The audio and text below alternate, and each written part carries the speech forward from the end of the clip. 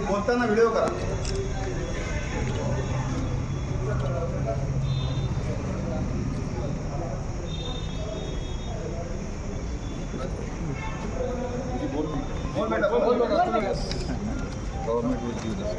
अत्याचार झालेला आहे याबद्दल असेच वाटते की जास्तीत जास्त कडक शिक्षा या नराधमाला व्हायला पाहिजे आणि त्याला त्या मुलीवर जसा अत्याचार त्यांनी केला तसा त्याचाही दगडाने ठेचून त्याला हत्या करायला पाहिजे असं आम्हाला वाटतं आणि हे सगळं कायदेशीरच व्हायला पाहिजे।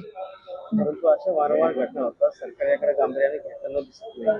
हा, यासाठी कायदाच फायदेशीर ठरेल आपल्याला। कायदा कठोर झाल्याशिवाय मुलींना न्याय मिळणारच नाही।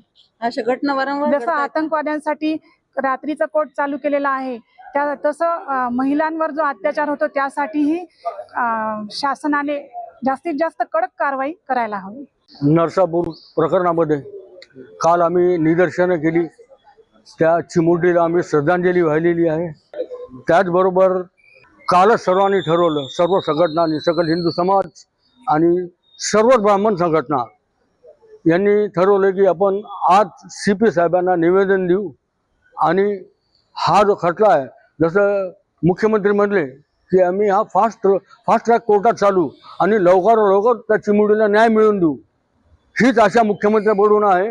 कारण की मालेगाव प्रकरण जर बघितलं तर 1.5 वर्ष होऊन गेलं, पण मालेगाव प्रकरणामध्ये असंच लहान मुलीचं प्रकरण, पण त्यात अजूनही काही हे आलेलं नाही। आणि आता हे प्रकरणामध्ये आज जे आम्ही पेपरला वाचलोय की त्यांना स्पष्टपणे भीमराव कांबळे जे आरोपी आहेत त्यांनी स्पष्टपणे असं सांगितलेलं आहे की छोट्या मोठ्या भांडणावरून मला याच्यात गोवण्यात येत आहे। म्हणजे ही केस कुठेतरी भरकटण्यासारखी आहे, तरी पोलीस हे सक्षम आहे आणि पोलिसांनी आणि सरकारी वकिलांनी या विषयावर खूप चांगली मांडणी केलेली आहे, त्यामुळे त्याला पोलीस कस्टडी मिळालेली आहे आणि या केसचा लवकर निकाल लागावा आणि येत्या महिन्यात ते 1.5 महिन्यात त्या नराधमाला फाशी व्हावी अशी आमची मागणी आहे। आणि त्याकरता आम्ही CP साहेबांना निवेदन दिलेलं आहे आणि ते निवेदन माननीय मुख्यमंत्र्यांपर्यंत पोहोचावं अशी आम्ही त्यांना विनंती करतो। नरसापूर भोर तालुका पुणे येथे एका नराधमाने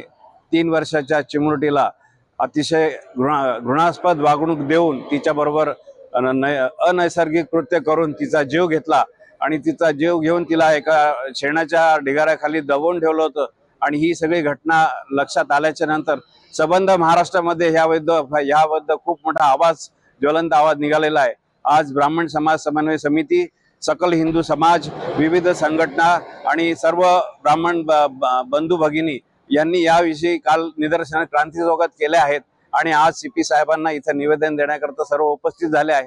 आमची सर्वांची एकच मागणी आहे की हे निवेदन मुख्यमंत्री साहेबांपर्यंत पोहोचावं, फास्ट ट्रॅक मध्ये ही केस चालावी आणि या नराधमास कडक मध्ये फाशीची शिक्षा जरूर लवकरात लवकर व्हावी। अन्यथा जर त्याची कायदेशीर अडचण असेल तर आम्हाला सांगावं, आम्ही त्याचं काय करायचं ते करू शकतो, पण फक्त आधी आम्ही कायदा हातात घ्यायचा नाही म्हणून हे निवेदन देत आहे।